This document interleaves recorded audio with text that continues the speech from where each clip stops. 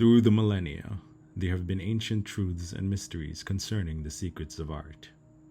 Many have trodden the lonely path to unmasking these long-lost secrets, and every century or so, there are a few who have journeyed into the depths and uncovered partial truths that are then forgotten by generations that follow. This is a cycle we are bound by, the birth, loss, and rebirth of knowledge. And today, it is my pleasure to inform you that we are not going to be speaking about these. Instead, here's a video on how I made the school painting.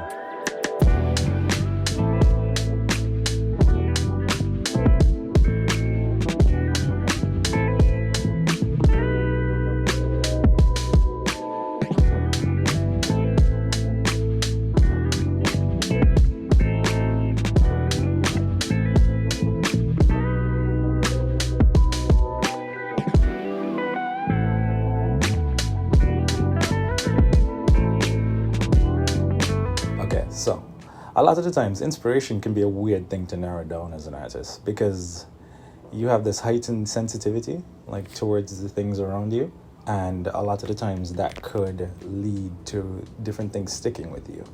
And because this is just in your nature, it's kind of hard to control or know when this is going to happen. It's kind of a creative bug in that way, where it just shows up like unannounced, and you just have to hope you could capture whatever that little spark was that inspired you. It could be like you're on a drive and you look out the window and the sun is setting and the crepuscular rays are just like shining through the clouds at a certain angle, and like you see it hitting the hillside and you're like, man, that would be a really cool picture or drawing. And you know, by the time you get home, you may have that feeling still, but you can't remember how it looks. Or even sometimes you completely forget the feeling because you get distracted by something else and you just end up moving on from what could have been a really good piece. And that's a problem I run into as well. Like when you go to the easel, or the drawing board or your sketchbook or whatever it is, by the time you finally get there, it's kind of hard to just like recall what that thing was. You try to visualize it and it's like, hand, work with me. And it just doesn't want to happen. But every once in a while, though, you get these ideas that come to you fully formed. And it's weird sometimes because they kind of hit. And I've been like trying to figure out how to describe them. And the closest thing I could think of is like this like slight jolt of electricity in your brain. I know that sounds kind of like the stereotypical light bulb going off, but like it does actually feel kind of like that, where you get these ideas. They could arrive at any time, but they're like fully formed. Like you're already seeing it as a drawing in your head. Like this is how this piece is going to look or could look, and it's really cool when you get those because they're right out of nowhere as a lot of creatives, a lot of inspiration, and because these come fully formed, they come with a lot of force, and that force kind of hits you and it excites you and it gives you like a big bolt of energy. So let's call this the spark. So for the piece I'm talking about today, the spark for that actually came a few months ago. I was trying to sleep. Note, I have insomnia, so that's a very hard task. So I was trying to sleep and failing badly, and it was getting like progressively later and later in the night. And as soon as my brain started to relax, it was just zoom. I had the idea, and I was like, okay, I need to like try to sketch this. And I was just like, but now you need to sleep. And I was just like, let's just make an attempt. And then I was thinking about the idea, and I was like, that's a little too big for me. Like my skills are not there to pull this drawing off. It looks really cool. It would be really nice to have, but like I don't trust myself to draw something like that. And the subject matter was like a little out of my comfort zone. So naturally I was like, yeah, that's a good idea, but like for somebody else to do. And so I tried to go back to sleep. But then it kept nagging at my brain, like, who else would do this idea? Or at least in the way that it's fully formed in my head, like besides me. And so I got up and just tried sketching it. I got really into it. I put down some lines and I'm like, okay, I want it to have this and that. in this kind of form. Note, I'm not good at anatomy, and there's drawing involved. A fair bit of anatomy, you'll see. And so I tried to get the form down and failed completely. And so, dejected, I just went back to bed. But of course, I couldn't get to sleep. The idea just still stuck in my head. And I'm like, Darrell, if you keep giving up like this, like, how are you going to get better? And so it was just like, yeah, let's try again. So I got up, went over, tried again, started with some construction lines this time. Let's put some guidelines down, try to make things like more streamlined, see if that'll help. It looked a little better, but of course I failed again. So I was like, okay, I'm just gonna write some notes next to the drawing next to the stupid sketch of like what I wanted. And the idea to be, in case I forgot it in the morning, I'm like, okay, yeah, let's go try to actually sleep now. iPad down, back on the charger, let's go. But, we wouldn't be here if I actually went to sleep. So I got up once again, and I was like, no, I need to get this done. And so I remember I had some like anatomy sample packs, some reference photos saved. And so I went and looked at those. I was like, okay, study the parts of the form. Okay, cool. Let's try this one more time. It doesn't have to look good. Just try to relax, get it down. You just want to get the idea down. And I slowed down a bit. And instead of just trying to rush to jot it down, I slowed down a bit. And surprisingly, it started to look okay. I did some moving around, and when I got the center form down, I was just like, okay, this is going somewhere. I could like add the stuff that I'm good at now, which was the surroundings. I usually like drawing environments. And so I moved on to the environment, did some noodling around, and surprisingly, after a while, I stayed there for apparently like an hour and a half or something. And it might have been an hour. Yeah. And I got the idea down. Like it actually turned out like what I wanted, and I was so happy with the sketch.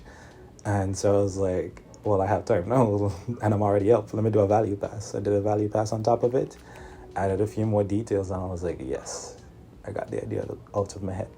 And that was a really good moment, because normally I can't get to that point, or at least by choice. So it was just like learning to control it, because we get those sparks all the time, and it's very important to like notice them and notice when it's one of those fully formed ideas, because we sometimes like leave them overlooked a lot of the times, or just group them with the other forms of inspiration. But I think those are ones that kind of stick with you, those ideas that like come back repeatedly, and they're kind of like gnawing at you. I think it's important to like pay attention to those and notice them, because they often contain clues to your taste and what you like in like other artworks. And so I think paying attention to them is pretty key. So I was really happy that the sketch turned out really good. And then on top of that, I wrote a bunch of notes, since I already had like the base idea down for what I wanted the painted version to look like. But like the base was really strong, so I was feeling happy. And so I wrote down my notes, and then finally went to bed and actually got some sleep. Not much, but I got some sleep. Coming out to the sketch, I had a really strong base for the painting, and I had a really good idea of the feel/mood I wanted to go for. The only thing is, I didn't know what style or finish I wanted it to have. And I figured, what better way to get an idea of that than looking up some references. So the next step was researching. Okay, so when it comes to research, I tend to go a bit overboard. I looked up rain deities from various cultures. I looked at the designs of them and what went into those designs. I looked into the iconography for a bit, only to notice that I didn't really care to add any of this to the drawing. But it was good information to have nonetheless, as a backbone for the idea of this rain angel goddess figure I had in mind. The original intent was to find some kind of springboard to leap off of for the design, but in the spirit of keeping it minimal and true to that original spark idea, I decided against this. So while none of the visual information made it in, the idea of the history behind her helped me in placing this piece. After this part of the research proved fruitless in terms of character design, I went on to designing the scene. This involved putting together a mood board and reference board consisting of pieces ranging from some Frank Frazetta paintings to drawings from ArtStation that I like to, of course, some concept art of Takeoff from Moana and whatever it felt like for the scene, basically. Now that everything was set, now that all the research was done, it was time to get to work.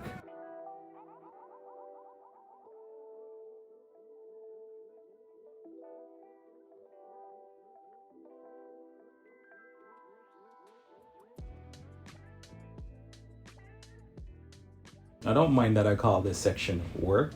It's more just the painting process itself, because I really like the subject matter and I already did all this research and I knew pretty much exactly what I wanted out of it. It actually wasn't that hard to do. Like the actual painting, it didn't feel like work or anything. I was just in a really good mood every time I sat down to paint. Even when I wasn't painting it, like I would be at work thinking about the drawing, the painting, and just like thinking of like, oh, I could add a few cracks to this rock over here. What would happen if I had this little like swirl in the water instead of it just rising up higher? And just getting like different ideas. And I think that's like a really good byproduct of having a project you like, a design project that you really like. It's that it's not a chore to like think or work on it, to think about or work on it. It's like really fun pretty much all the way through. There are gonna be days where it's like, okay, I've been here for a few hours and like how long am I gonna polish this rock? But like for the most part, I was just like very, very happy and like in a good mood the whole time working on it. I could have a stressful day at work, and normally if I think about just doing like regular studies or something, or just like, you know, broad drawing practice, I'd be like, yeah, I'm a little too tired for this. But with this, it was whenever I had free time, really, or even if I got home like really tired from work, as I said, I'd just be like, you know, let me put in 10 minutes, and then like an hour or two would pass working on it, and like that was a really good feeling. And I hadn't had that in a while with a piece, so it was really good recapturing that with this. And I think like moving forward, I'm gonna think of more projects like this, where it's kind of pushing my skill set and it's a subject matter that like really appeals to me, or a mood or something, or an idea that really appeals to me. I think sometimes we can get distracted thinking about like how we could get a painting done, and it could be like really broad things that could be kind of daunting, and so it kind of acts as a hindrance to you getting to like actually just pick up your pencils and draw. So I think having like a clear goal like this in mind of what you want to paint is pretty helpful, because even in the interim when I couldn't get to sit down at my laptop to work on this, I really wanted to work on it so much that I just did like different sketches on my iPad in the same style, like just value paintings, and like one of them especially turned out pretty good, and I'm gonna turn that into a larger piece next because I really like the essence and the mood of it and the idea behind it, and the feeling it captured. But we'll get to that later. So like it's really important at this point to just put in the work, as I said. If you at any point feel like unsure about like how to say render a rock correctly, you could do studies of rocks at this point, because you know you want to get your project done. And I think that helps a lot, like that mindset, versus just arbitrarily doing studies of rocks just because you feel like, oh, that's a thing that people study, let me do that too. Like it adds more motivation, and so it was really good working on it. So if there is a tip that I would give from the work portion of this, it would be stop limiting yourself. And I'm talking to me. You? No, I'm talking to you, me, because like I do that a lot, where, as I said at the start, where I just get an idea and I think like, oh, you know, that would be cool, but I'm not skilled enough to attempt that or even like try to draw that. Maybe later down when I learn how to draw anatomy better, or learn how to do this thing better, or study the subject more, I could like try to attempt those kinds of drawings. But like if your brain is telling you these are the kinds of drawings you want to do, don't limit yourself, just try it. Like what's the worst that could happen? It doesn't turn out how it looks in your head? Cool, then you at least know what you wanted to draw, and you could work on it, do iterations until you get there, or at least get a better result that's closer to the picture you have in your mind. So yeah, don't limit yourself. Now, speaking of things I've learned, when all the work part was done, or at least the actual painting, there is one more step to go, and I often forget about this, and that is presentation. Something I see recurring in my work as well as some others is you put all this work into a piece, you spend like 30 plus hours on it, and you feel really good about the piece, and then you just rush to share it. Like, it's just like, take a phone picture of this like painting on my canvas and just post it to Instagram or something like things like that. You know how it goes. And you have to also like take into consideration how you present this piece, because you spent all this time on it, and you're gonna post like a low res picture that's taken from a bad angle that's gonna cause distortion and like mess with your painting. Why? Like, no, think about presenting. Like, I definitely have this problem. Like, I'm so happy with finishing that, like, if I get prompted to share the work, it's just like, oh yeah, here you go. Yeah, so when it came to presenting this, I was really wanted to put some thought into what I wanted to do and how I wanted it to be presented. This video included. And the idea I came up with, that involved a trip to the hardware store. So, cue montage.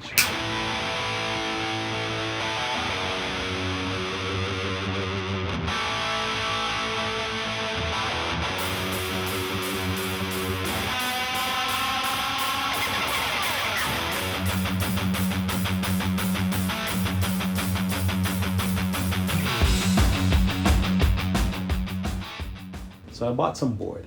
It was pretty expensive. Fortunately, I got it at just a bit of a discount by buying some damaged board. I would highly recommend that. If there's like little cracks or anything, they could sometimes give you a discount. And so I called up my uncle, asked him if he could bring his saw over, and we just went cutting. So finally we got a print that I think looks pretty good.